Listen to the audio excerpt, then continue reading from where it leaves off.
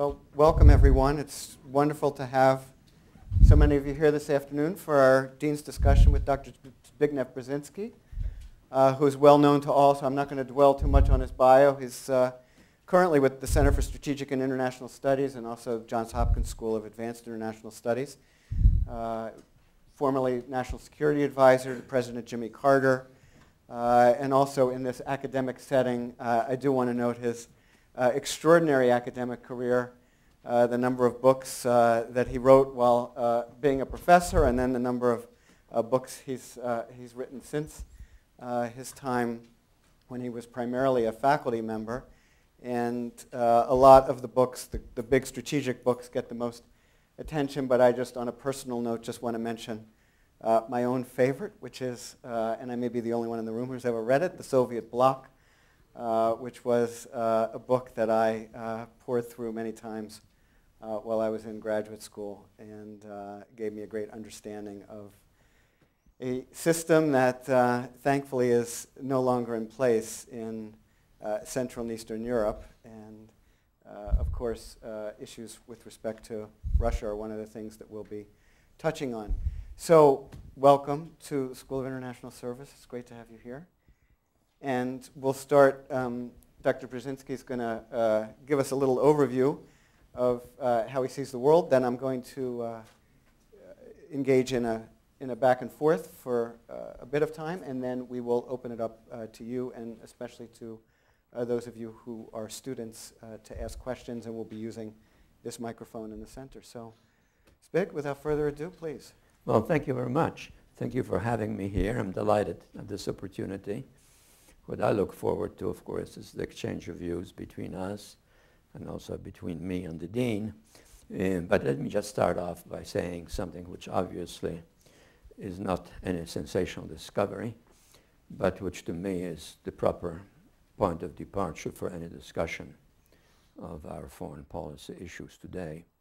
And it is that while we have had crises since the end of the Cold War, this current situation, I think, is the most dangerous. Because in the several crises that we have had, it was a matter of two major powers, hostile to each other, but with effective political control and with a shared realization of the dangers involved if the crisis gets out of hand. This is not the case, and moreover, this is a case in which not just two powers are involved, but in effect, there are three crises involved with various participants in them.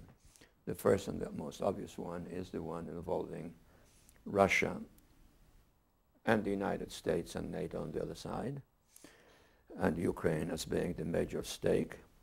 And the second one, obviously, is the Middle East, with a number of participants and alternative connections, and a crisis which, in any case, also begs for greater American-Russian cooperation in dealing with it, even though we are engaged in a serious crisis with Russia in Europe.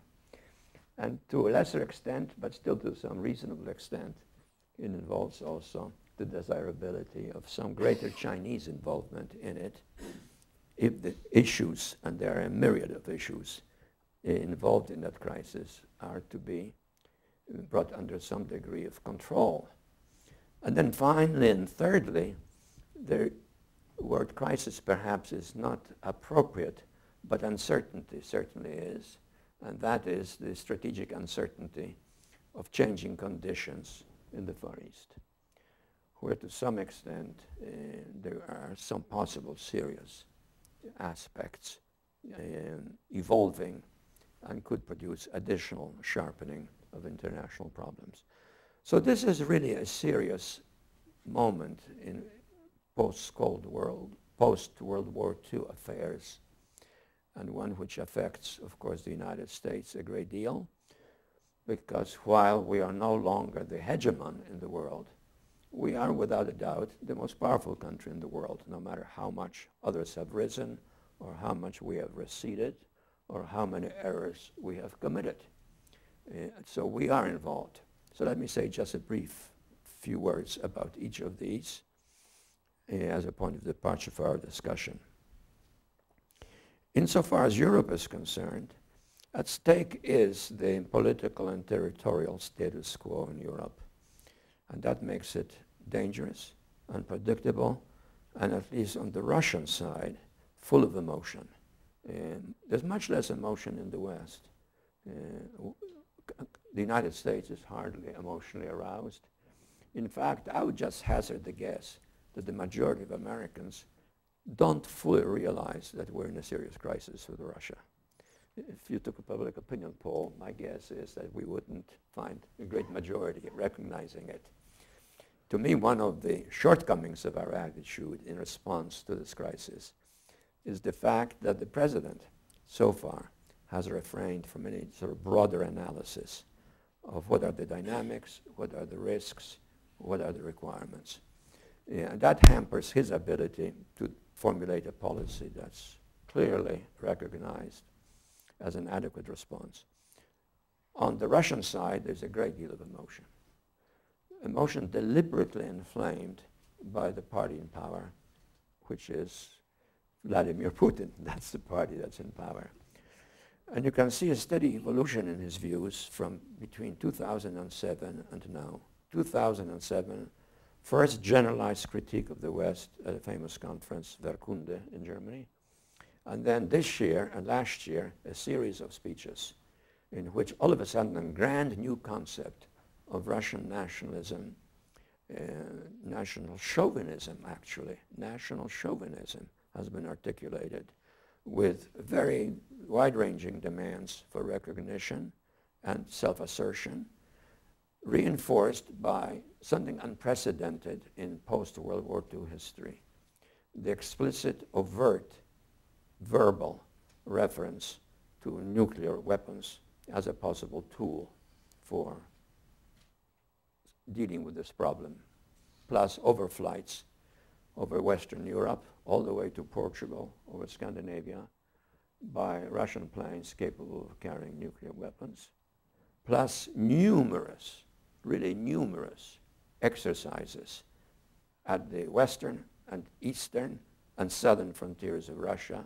now increasingly also the northern frontier, which certainly intensifies uncertainty and anxiety as to what might be involved in these gestures and threats, in effect. So we're dealing with a situation in Ukraine which, depending on how it evolves, could either produce some stability, especially if we were to articulate a program which was credible in convincing Putin that escalation would be costly for him. We have taken some steps in that direction, but only partially so. That involves the sanctions. But we haven't taken yet the serious sanctions that really have a bite. And we still have to decide on that. And we have refrained from providing defensive weaponry to the Ukrainians, something that actually a year ago at Verkunde I advocated as part of the solution, namely that we ought to give them some defensive weapons so that Putin doesn't find the selective use of force militarily and politically productive. But that's not enough unless we assume that somehow or other we can defeat the Russians in this process. I also feel we have to have some effort at accommodation.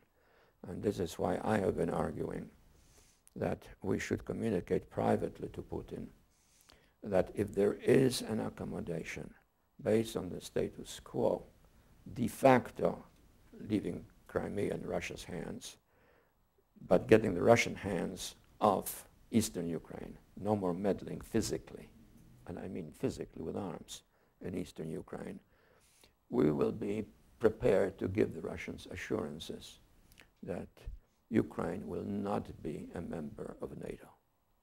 I think that is of some strategic importance to the Russians as well as historical importance. And that is controversial, but I feel that that is the better way of proceeding if we are seeking an accommodation. Otherwise, we might stumble into escalation that is inherent in his threats and his use of force, and then we'll be faced with a situation not only threatening in terms of Ukraine, but potentially the Baltic states, which are inherently non-defensible even though they're members of NATO. We don't have sufficient forces in these countries to offer effective resistance. So they could fall very quickly.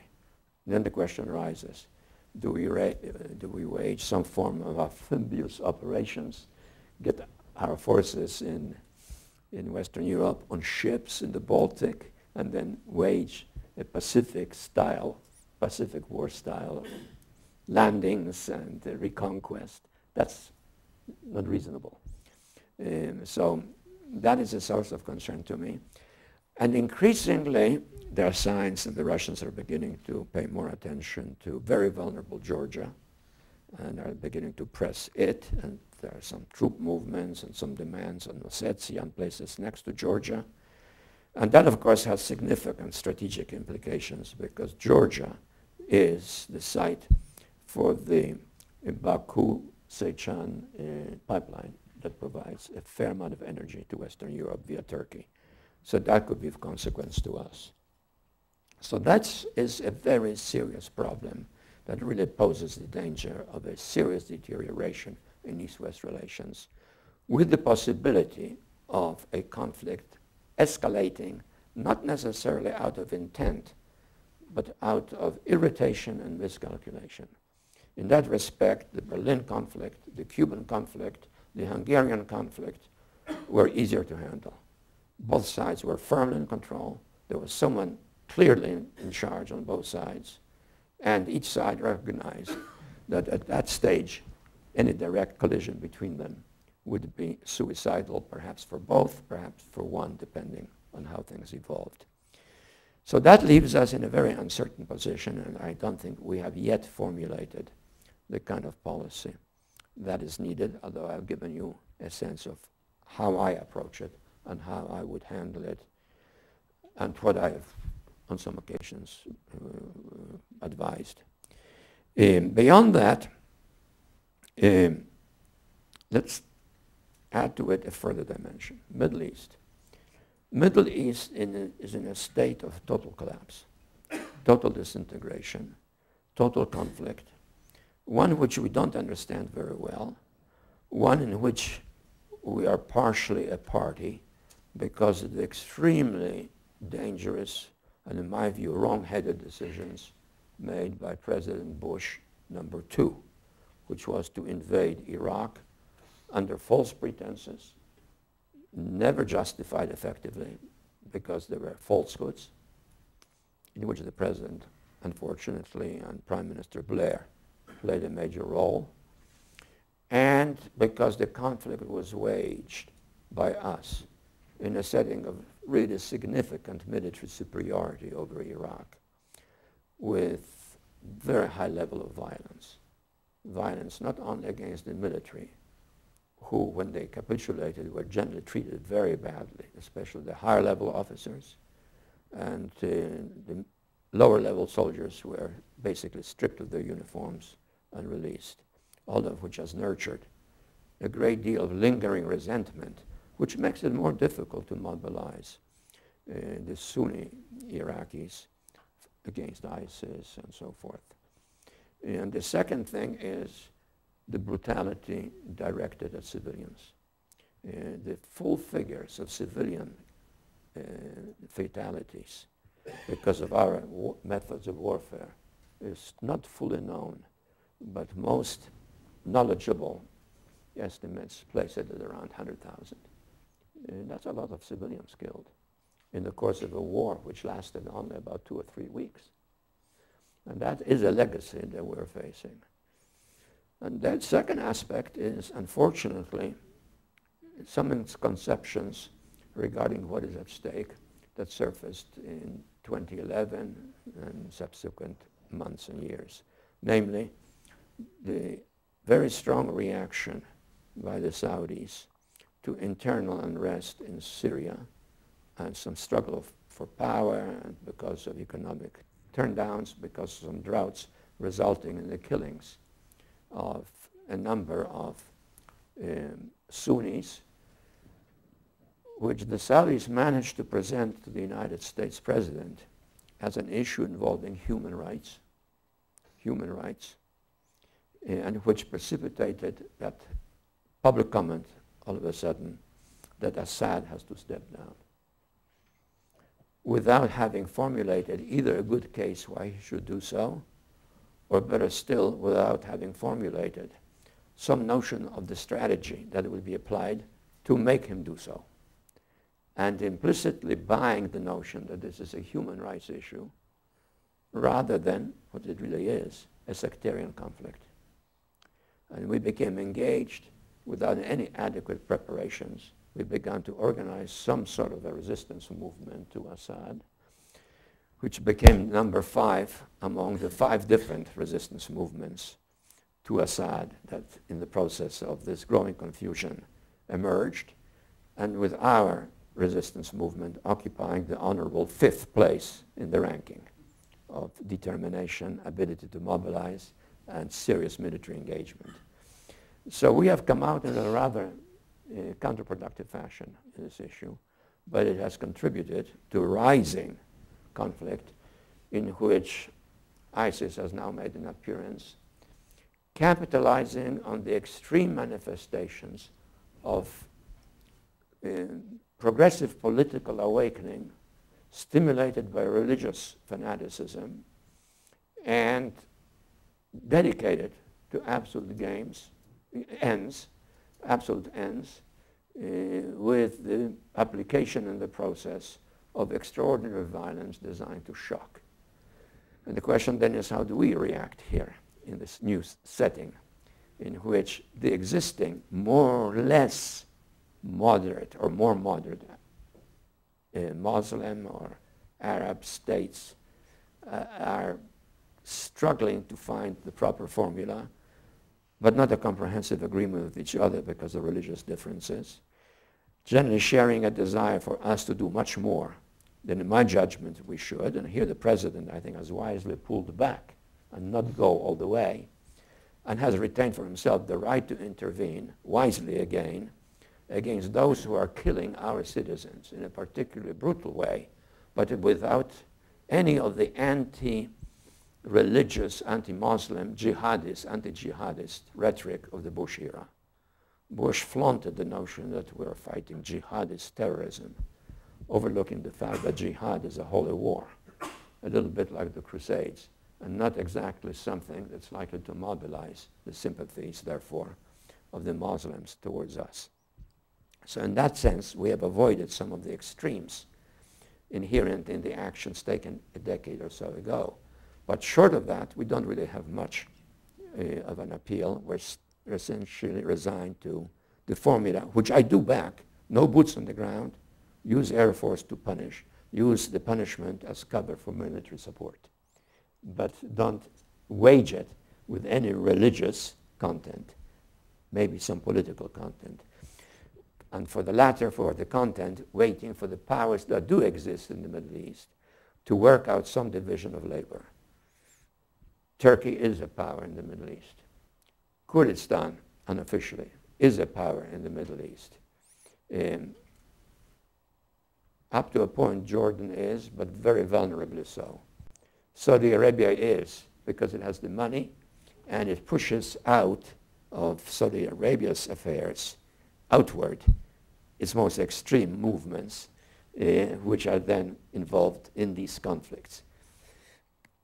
Egypt is potentially a power, but certainly not actively engaged. So it's a mosaic. And then, last but not least, there is Iran, which is a power to some extent, with whom we're negotiating a very delicate set of arrangements, but which also itself is asserting its position towards its co-religionists in the otherwise Sunni states, or Sunni states basically, like Iraq was under Saddam Hussein.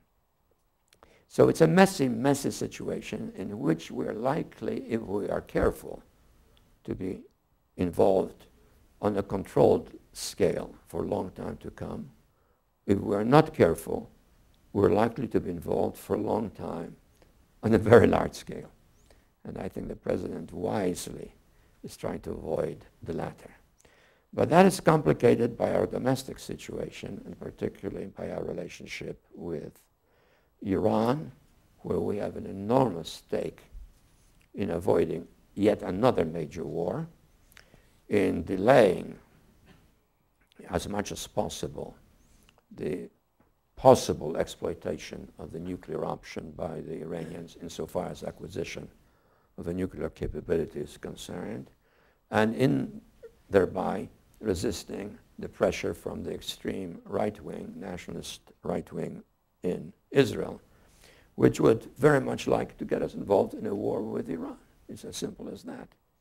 And we'll have some clues within the next 2 weeks or so, maybe a little earlier, maybe a little later, as to whether that choice still exists or whether we're going to be locked into an increasingly intensified and very dangerous across-the-board set of conflicts, very hard to control.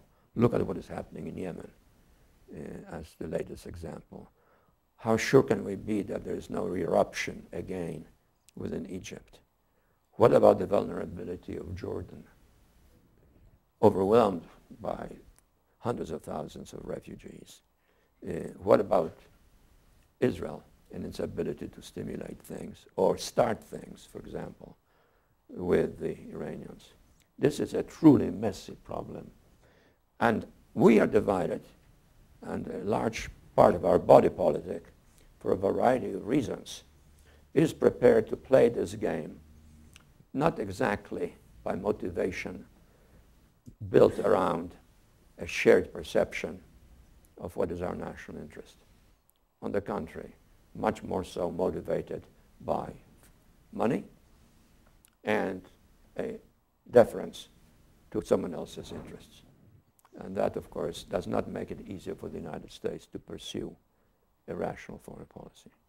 And then last, and very briefly, we have the possibility of an incipient problem in the Far East. Not yet a collision, but a problem, in the sense that in some respects, the various alignments in the Middle East are beginning to be reminiscent of the European alignments prior to 1914 or 1939, coalitions that are hostile.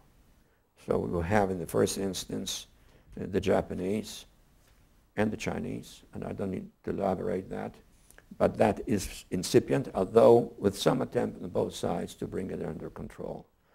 We have a similar situation developing between the Chinese and the Indians in terms of territory, but also weaponry. And here we are now a bigger supply of arms to the Indians than currently the Russians, even though the Russians for several decades were the principal suppliers of arms to the Indians. And I wonder why we're doing this, because obviously from the Chinese point of view, this does not look as a very amicable posture, as something that is contributing to tension and uncertainty, especially given simultaneous conflicts between the Chinese, who are not overly delicate in the promotion of their own interests, but who are much more important in terms of a stable relationship between us and them in Asia than their neighbors. And that has the makings of becoming a real problem for our relationship, though till now both sides are still making a very evident effort to preserve a special dialogue. So this is the situation we find ourselves at this stage, and it unfortunately interacts with the domestic divisions in this country, which do not augur well for the formulation of a really rational, historically timely and relevant foreign policy. And I'll end on that. After 1945, we had, in spite of every division in the country, politically and so forth, we had an underlying consensus based on shared understanding of what the problem was and how we should deal with it. And the Republicans and the Democrats were able to work together. This is not the case today for a variety of reasons.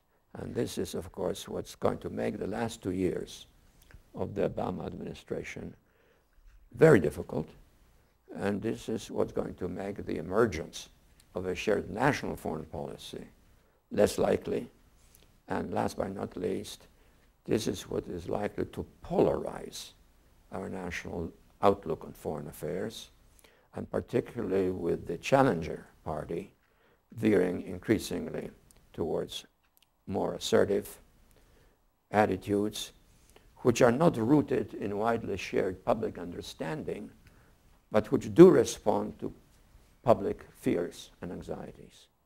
And that is not a very desirable setting for dealing with three problems that increasingly are likely to interact, which require an American response, but not an American control, but instead American coalitions specifically designed to deal with each of these three problems, but without an overwhelming American deep involvement in each of them, and with some informal acceptance of American leadership, but certainly not of the kind that we have been able to exercise for much of the post-Cold War era. Great. Well, thanks for getting us Perhaps off to such a good start. And that's great.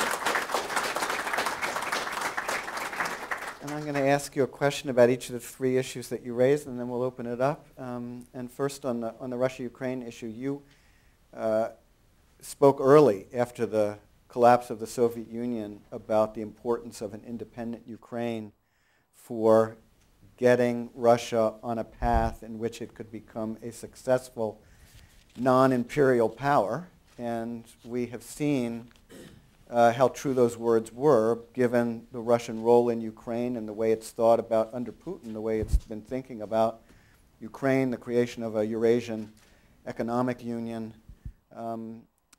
Do you think that this prospect of a successful non-imperial Russia is possible as long as Vladimir Putin is the president of Russia? Probably not. I wouldn't have said this prior to 2007. I might not have said it even after 2007, because that speech of his, which retrospectively was a turn towards national chauvinism, kind of occurred in a setting in which there was still the offset, or the, what was that called? The reset. The reset was still being practiced, and in which we had many ties and still many expectations. But right now he's become so committed to a policy really of imperial self-assertion and of the denial to the Ukrainians of their national identity, which not all of them share, in all fairness, but which the majority of them shares, even with some divisions within as to what it specifically implies for their relations with the West or with Russia. But Ukraine is a nation in the process of both awakening and birth. And that is an early phase, but tends to be a very intense phase.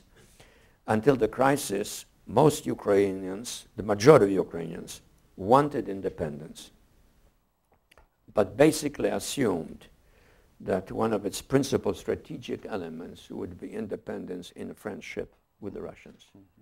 Today, they want independence more than before the crisis, and certainly not on the basis of enduring close links with the Russians, but increasingly on the basis of intense nationalistic rejection of the Russians. And one of the enduring damages to Russia's long-range future, which Putin is guilty of, is the creation of a nationalistic Ukraine that really resents Russia for the way it has treated the Ukrainians. Ukrainians made their own number of mistakes, but I think Putin's reaction was very brutal, assertive, and kind of deceitful, like the ceasefires, which would then be very deliberately broken, because in the meantime he pumped in some more arms into Ukrainian territory, which the dissidents with Russian military participants could then exploit, and so forth and so forth. He has engaged in rather stupid symbolic actions. I don't know how many of you follow this closely, but for example, he has now had in prison for, I think, at least 6 months, correct me if I'm wrong, a youngish Ukrainian helicopter pilot who's a woman and who's also a member of parliament. And she has been serving in the Ukrainian army, and under some circumstances was shot down and taken prisoner. And they've put her in jail in Russia, even though the conflict was in Ukraine. And they are refusing to release him, release her, which is a rather stupid thing to do because she's becoming a symbol in Ukraine of oppression of Ukraine, not only now, but in history. So in that respect, I think solving the Ukrainian-Russian dilemma is going to be a slow process, and certainly the Ukrainians are not prepared to give up their emphasis on independence. I have been both cognizant of and supportive of Ukrainian independence for decades, certainly going back to my White House days, where I made some efforts to have the United States actively engaged in supporting these aspirations. But I am, for example, advocating with the President and others that we tell the Russians, as I said already, that if there is some accommodation that's reasonable, we will give the Russians assurance that Ukraine is not going to be in NATO. And that will be like Finland, which is geographically in the same situation in the north, Ukraine in the south, and otherwise very much a member of Europe. And this could be the case with Ukraine. But I don't know if the Ukrainians will be willing to accept that. And I know that they're angry at me, some of them, because there's nothing like, you know, an allegedly abandoned love affair. Not on my part, but I think that is the practical solution because, quite frankly, I don't see Russians winning without generating a big crisis involving the Baltic republics and or Georgia. And watch Georgia, that could come even first. It's further away, and we're further away. Or they might lose, in which case the Russians will be in a mess for quite a while until something happens in Russia. So I don't think such a bad outcome, but it will take some selling, and we have to convince the Russians that we are serious when we say that we are with the Ukrainians and are prepared to stick with them. Not necessarily to a nuclear war, but stick with them to the point that it's costly for the Russians to wage the operations they are doing. Will Putin buy that? I don't know. Right now he seems intoxicated with this kind of massive expansionism, which no longer involves anything like the European Union, but involves much more like an empire. And 2 or 3 days ago, he had a huge rally in Moscow, huge rally, a couple of 100,000 people. And at one point, a large part of it started chanting, I forget how they put it, but it was something along these lines, Finland next, Finland next, Finland next, Poland next, Poland next, Poland next, and so forth. And he was reveling in this encouragement. So that's pretty risky. So, you know, I'm worried about it. But I'm still hopeful that with the Europeans relatively united and Ursula Merkel providing leadership and with next phase of sanctions ready to be applied, maybe we'll come out okay on it, in which case the crisis in the Middle East will become the #1 crisis because of its durability and really difficulty of rationally coping with it by ourselves and our immediate friends. Yeah, so let's turn to this easier issue, the Middle East, and broaden it out a little bit on a question about sort of how the United States goes about supporting countries, given that we can't govern Libya, we can't govern Yemen, we can't govern Iraq, we can't govern Afghanistan. We had the president of Afghanistan in Washington this week, visiting with President Obama earlier this week. Clearly the president is pleased to have a president of Afghanistan that he feels that he can work with, who's really trying to improve the governance, improve the rooting out corruption, and really trying to do the kinds of things that President Karzai was not able or willing to do. And in return, offered to keep the current level of American troops there through the end of the year and put off any kind of further drawdown, even while noting that he remains committed to removing troops before he leaves office. Iraq, we've seen the United States recently escalating the airstrikes, but also a lot of concerns about that government not being inclusive enough with respect to Sunnis and Kurds, and so you have this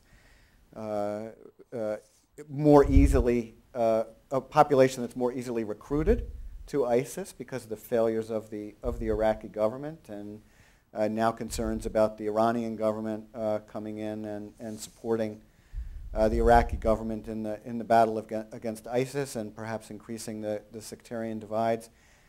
Again, Libya in chaos, Yemen with a government that's falling. We have interests in these places. We have interests in trying to prevent the rise of a group like ISIS. But since we can't be there occupying, we can't be there governing, we have to rely on local partners to deal with the problems themselves. And yet, these partners are often extremely unreliable or simply just don't have the capacity. The Afghanistan government, for example, President Ghani may be doing all the right things, and yet he may have a security and police force that's just not capable of doing what it needs to do. So how do we go about supporting our partners when we can't be there to a greater extent ourselves? Well, our partners fall into two categories. One is the local partners, and they're of limited capability. And the others are what might be called global partners. And the French and the British are willing, but we have to be very careful not to go too far with them, because they're not fondly remembered in the region. So that's a that's a problem already in terms of what they can contribute and how effectively. But then there are two more partners that I've already mentioned, potentially, Russia and China. The Russians would be quite helpful if they wanted to be helpful. On the other hand, the conflict with Russia makes that less likely, because obviously Putin is quite irritated that we just didn't hand over Ukraine to him, to his fond embrace. So that's not going to be forthcoming.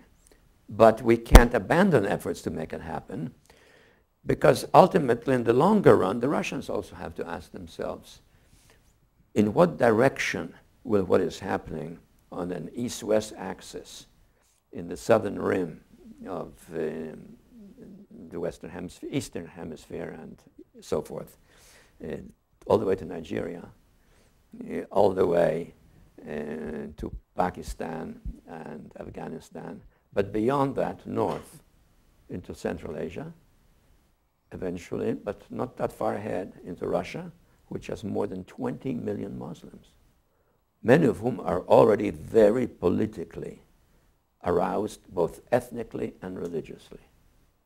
And northeast towards China, through the Central Asian republics, into Xinjiang and so forth.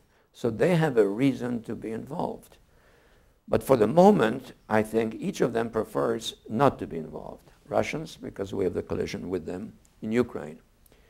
The Chinese, because in a way, from their point of view, a quarrel, however you want to call it, conflict between us and the Russians weakens the two principal power rivals to China, at least in the military domain.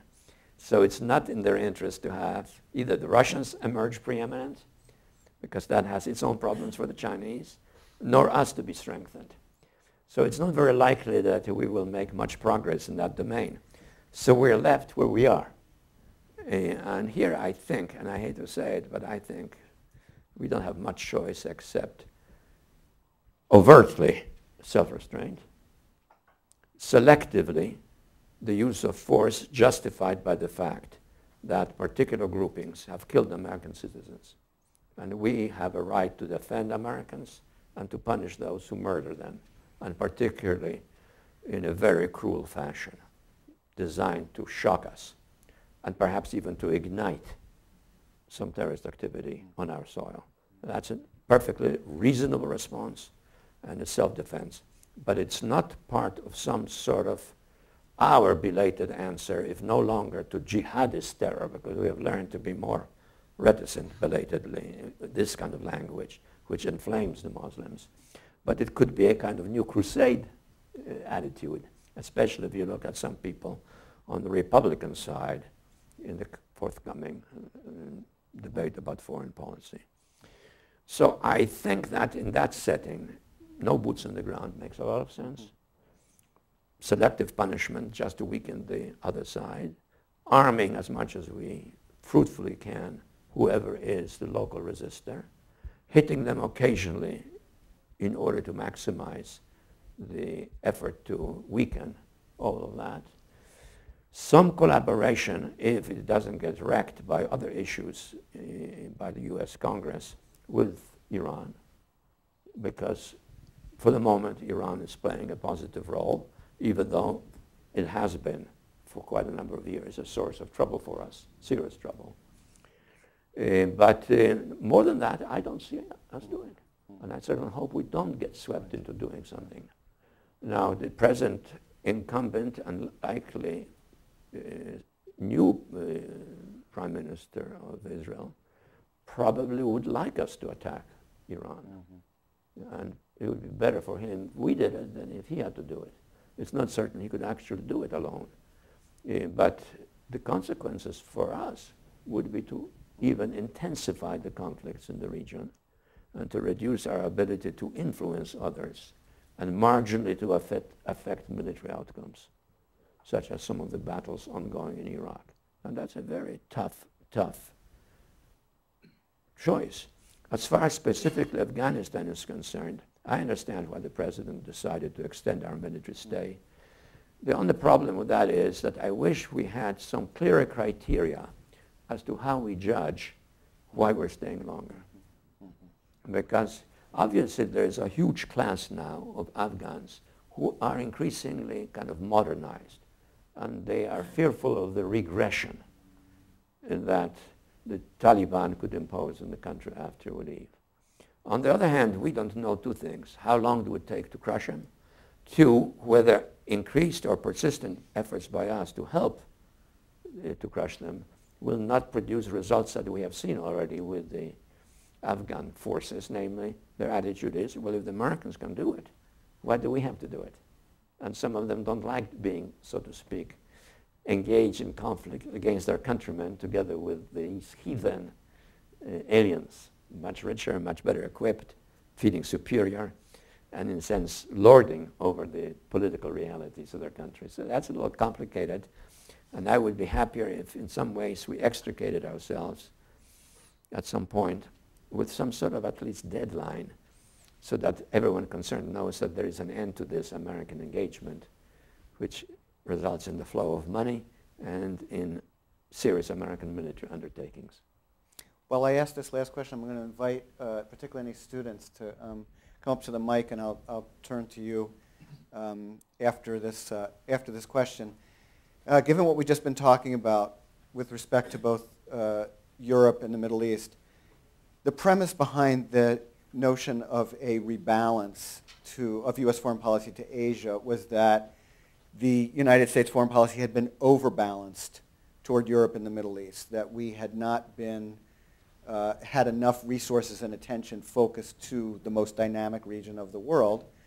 And it seems that every time we try to think about Asia and our relationships in Asia, we end up with these crises in Europe and the Middle East that divert our attention back to those two regions. How do we do all these things at the same time? How do we make sure that we put the proper attention of our foreign policy on Asia, given the dynamism when we do have these issues in these other parts of the world? Well, I suppose there are two answers to that. One is by doing less, because we're no longer in the same situation that we were in the 50s, 60s, 70s, 80s, even 90s. And that's just a reality. We have to recognize the fact that the hegemonic era is finished, and we can act indirectly and more selectively. That's one. And second, I just used the word selectively, we should be more selective in the use of language when we communicate our overarching intentions towards the Far East. I think the word pivot was extremely unfortunate because it gave the impression that we're pivoting militarily. And that was the almost explicit intent here with the association of other words. And I think that really gave a jolt to some of the parties concerned. Some became pleased, saying, the Americans are now going to go after the Chinese. And the Chinese became alarmed. And I think that was counterproductive. In the long run, I think it's reasonable to assume that China is going to be more preponderant rather than less on the mainland. Mm-hmm. In the longer run, we'll probably stay longer on the maritime limits or shores of Asia, at the shores, because we're in a position to do so. Mm-hmm. But neither of this implies major assumption of responsibility for stability in Asia, unless one of our allies gets attacked or unless nuclear weapons are used. Great. Okay. What do we got from the floor here? Come on up. Yeah, come on up to the mic. And if you could just briefly introduce yourself and say your affiliation and a brief question. Hello. Thank you. Ali Marhoun, School of International Service, freshman. What role could the U.S. play in bringing some kind of reconciliation between the Saudi and the Sunni axis in the Middle East as to avoid increasing military clash as what we've seen in Yemen today? Why don't we take a couple questions and All right. then we'll let you respond. Okay, thank you. And then, please. Saksam Saha, School of International Service, Senior. So how, if at all, should the United States engage with the countries of the Caspian Basin and the Caucasus, Georgia, Azerbaijan, Turkmenistan, given that they are an alternative gas supply for Europe away from Russia? Thank you. Okay. Well, that depends a great deal on which countries we're talking about. I think Georgia is very much committed to us. Azerbaijan would like to stay committed, but both are very vulnerable because, in effect, the pipeline can be cut by the Russians if they get engaged, and we are not in a position to deploy American forces in that part of the world. So it's a fragile arrangement, which, however, might endure because the Russians have gotten themselves involved in the meantime in other major engagements. Insofar as Saudi. Oh, the Saudis. What about the Saudis?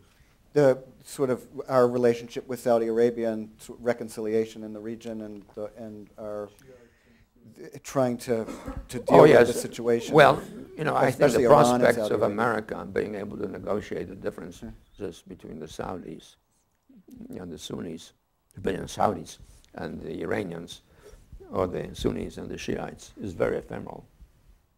I think our qualifications for making that possible are remote. So I think that's something that has to come from within. However, the point to remember is that for long periods of time, there was no region-wide intense warfare between the Sunnis and the Shiites. So it's not a condition which is necessarily enduring forever. And perhaps indirectly we can try to mediate, but I wouldn't invest too much stock into that effort. I think we're now in a period in which that has to work itself out. Unfortunately also on the battlefield between the parties concerned. However, the Saudis have created something that is becoming increasingly costly to them. Look what's happening at Yemen. And therefore perhaps some of their large ambitions are being now, in a way, refuted by the costs involved in promoting them. So, you know, wisdom may come from within, from that experience. Please. Dr. Brzezinski, first of all, it's a privilege to have you here. It's a rare opportunity, and we're glad that you're here. My name is Adam Azim. I actually hold a master's degree from here in U.S. Foreign Policy from this great school. All right, welcome back. Yeah, thank you very much. I appreciate it. Yeah, I got the invite, and I couldn't turn it down. Great, good. So Dr. Brzezinski, my question pertains to the Russian-Iranian connection, which has evolved as of late. As you're probably aware, a couple of weeks ago, an Iranian general was killed in Lebanon by an Israeli airstrike. And in response, the Iranians, you know, maybe by proxy, happened to kill 2 Israeli soldiers along the Israeli-Lebanese border. And until that point, it seemed to have been that the Obama administration's talks with the Iranian regime were going pretty well up until that point. And if you're probably aware that immediately the day after that this attack on the Iranian general happened in Lebanon, the Russian defense minister actually landed in Tehran and immediately signed a defensive cooperation agreement. And from that day on, it seemed to have turned the Obama administration's talks with the Iranian regime in like a downward spiral. And a few days ago, Ayatollah Khamenei's speech, his Persian New Year's speech, in his speech, he just flat out rejected any sort of regional cooperation in the Middle East between the United States and Iran. And we're 5 days away from a deadline, but that seems trivial because, from what I've read, the deadline is going to be extended to July for the talks between the Obama administration and the Iranian regime.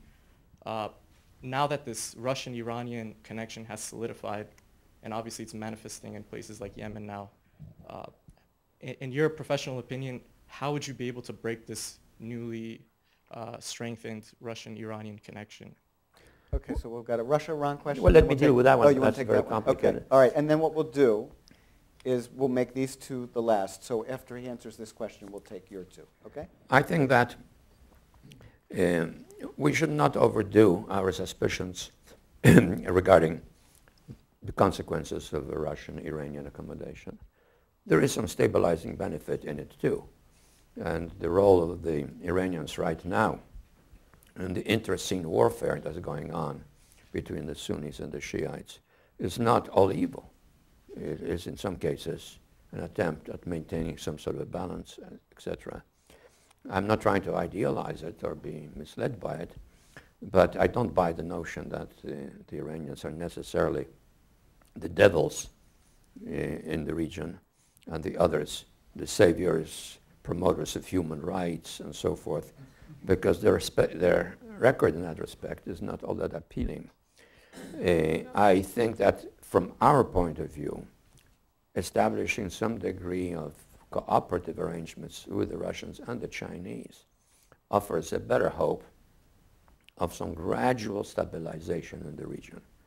But it will take a fairly long period of time, and it will come from within. It's not going to come from without, that is to say, dominant role for the United States or some dominant Russian self-assertion. The Russian role in the Middle East is also limited, much more than ours. But its input is of some importance so that Russia doesn't become the source of support for the unrest. And the Chinese could play a bigger role and not simply stay on the sidelines and watching how this situation is evolving, in the meantime consolidating their influence in Central Asia and moving further, even considering, for example, right now as we talk, a large-scale investment in a deep water port in the Black Sea.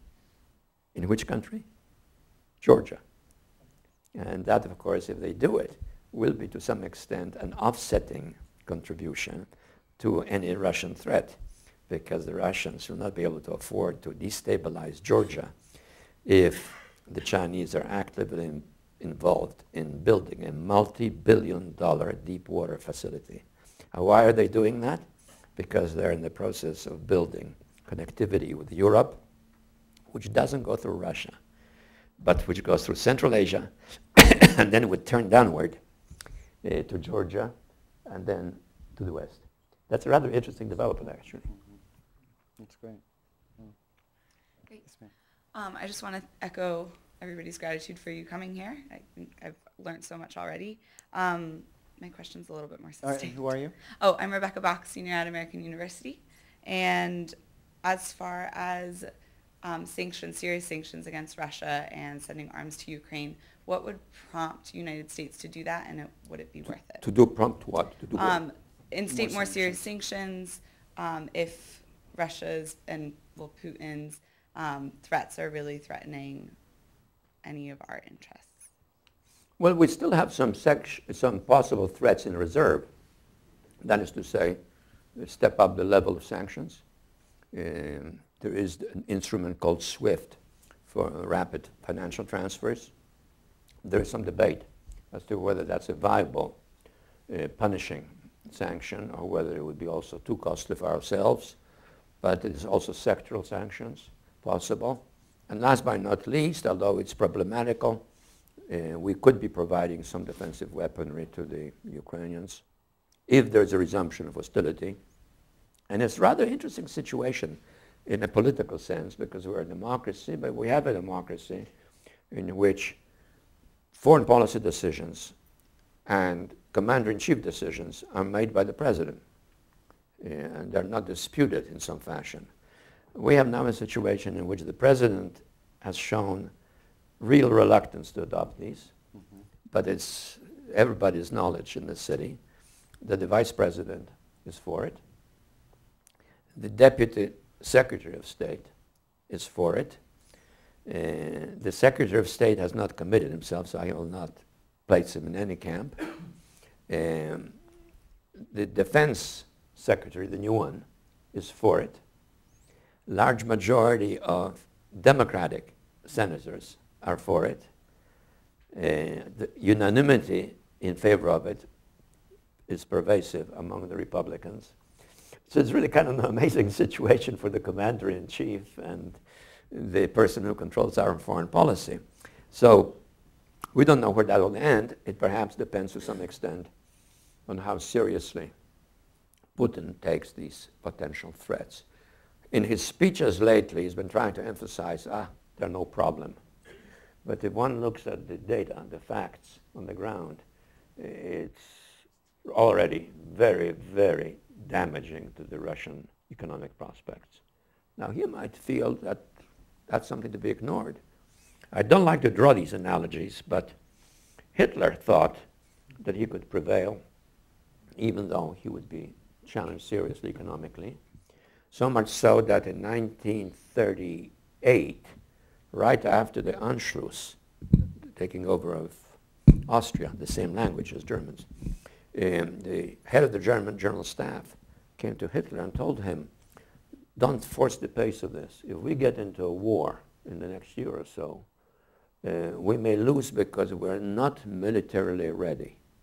It will not be until 1943 that the super weapons we're developing will arm us with weapons that none of the anticipated enemies will have. And Hitler disregarded that completely. I don't know how widespread that point of view is, but Putin has been conducting at a frenetic rate very mobile exercises of his forces' capacity to move, to use newer weapons, but at the same time, he may be underestimating the extent to which, even if that improves the Russian forces, it doesn't resolve some of the undersurface economic vulnerabilities of contemporary Russia if we were to plunge into a larger conflict. All right, brief question, brief answer. All right? Hi, Okay. I'm Vilki Saidara. I'm a first-year graduate student here at SIS in the U.S. Foreign Policy Program. You've spoken of Russia, you've spoken of the Middle East, but you haven't spoken of Latin America and the Caribbean. And my question is concerning that region. In response to political and economic unrest in Venezuela, recently, the United States issued sanctions against several officials in Venezuela, and President Maduro has responded by stating, and we've also stated that Venezuela was a threat to national security. And President Maduro has responded stating that the U.S. is using undue aggression, and according to reports, multiple Latin American nations support Maduro. We have the upcoming Summit of the Americas where President Obama will attend. If you were his advisor, how would you advise him to express U.S. leadership at a conference where multiple nations may speak against the United States? You know, I probably wouldn't advise him to emphasize American leadership very much. And by and large, and allowing for every point you made, in terms of the global comparisons, Latin America is probably right now the most secure continent. Yes, there are conflicts, but they're beginning, some of them are beginning to fade. The one between us and Nicaragua has kind of receded in preeminence. We're opening up channels with Cuba. What is happening in Venezuela does involve a conflict, but it seems to me that neither they nor we are particularly threatened by its consequences. There are a lot of internal problems in some Latin American countries. Take Argentina, take Brazil, both with women presidents. And they are probably very capable of handling these problems themselves. So they're not going to be asking us. And at the same time, they may be tempted to avoid more accusations directed at us. So yes, it's far from perfect, because we're living really, really in a turbulent world. But if you look at Latin America and compare it with Africa and what is happening, if you look at the Middle East and compare what is happening, if you look at the dangers in Europe, if you are the potential dangers between powers in the Far East, Latin America looks like a good place to plan your eventual refuge. Well, I'm glad we could end on a positive note, given all the instability that there is in the world, and thanks for being here today. Thanks.